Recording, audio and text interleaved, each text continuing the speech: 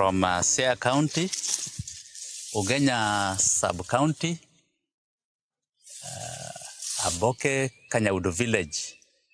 I'm a farmer, and I normally do farming of maize, beans, sorghum, soya beans, and groundnuts.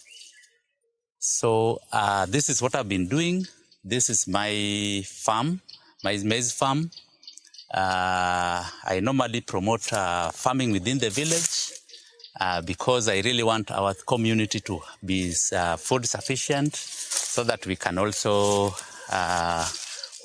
have, when we farm, we can sell excess surplus produce, so that we can also earn a living out of it. So to enable that happen, I introduced what is called telephone farming. The reason why I introduced, telephone farming is a kind of farming whereby a farmer is found very far away and has got interest. So I normally become a farm manager, whereby the owner of the farm, I normally communicate with him through the telephone, so that whatever he was supposed to do when he's here, I'm now the one doing it on his behalf. The reason why I was bringing that technology of telephone farming is that, within the locality, we don't have, we have the locals that are really interested in farming, but they don't have enough capital, because farming is also a very expensive venture. So what happens is that I also introduced the people who are working in towns, and they are also they are able to get some kind of income, so that they can the money that they are having can also be trickled down into the village, so that it can also help us in farming. Two is that we also have farmers who are also found within, but they are also very busy. Maybe some of them are employed, they are in the teaching profession, some are also in the medical field.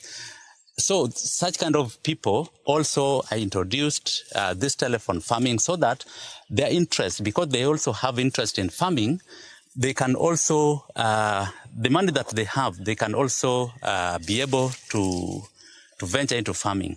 The third one is there's also a group of people who are very sick or very old. They don't have enough energy. So I introduced telephone farming, so that instead of maybe employing some people who are who don't normally have that kind of knowledge in farming, I can also help them, so that, because I know when they are still sick or they are old, they still want food to eat. So I introduced telephone farming, so that I can also help them be food sufficient and also earn a living from it. The other thing is some farmers who are in town are always normally exploited by people in the village. So for them now to get their value for money, so that is when I come in, so that I can really bridge the gap. So telephone farming, I've really been doing it for the last 3 years. And all along, the people whom have really engaged me in this kind of activity are really a happy lot, because what they normally gain after my work, I think they normally make some good profit.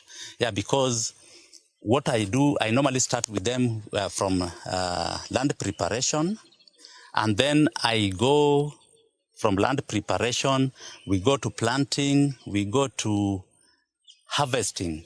And then when I now look at the kind of amount they normally have put into the farming, and then the amount that they normally get after the sales of the produce, there's always an improvement. There's always that kind of gain, meaning they normally get some kind of profit.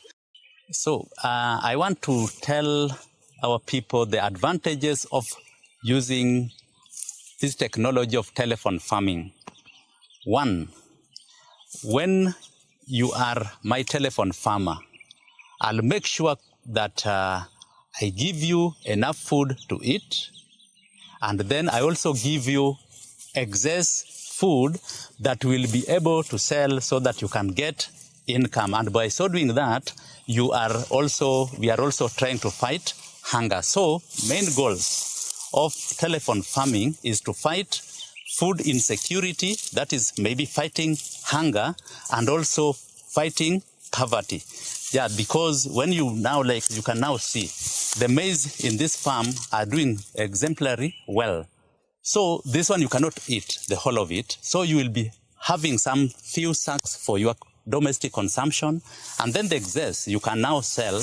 And when you sell, you'll be getting some income, and that income can help you educate your children, can help you in so many investments that you are really interested in. So the reason why my farm is appearing like this is that I normally offer quality services, because one, before I start land preparation, I must know what your farm is all about, your soil. I do soil test so that I can know which elements, which mineral elements are present in your farms and which ones are really deficient in that farm, so that whatever is deficient, the nutrients that are really not found within that soil will be able now to supplement by using the either organic fertilizers or inorganic fertilizers.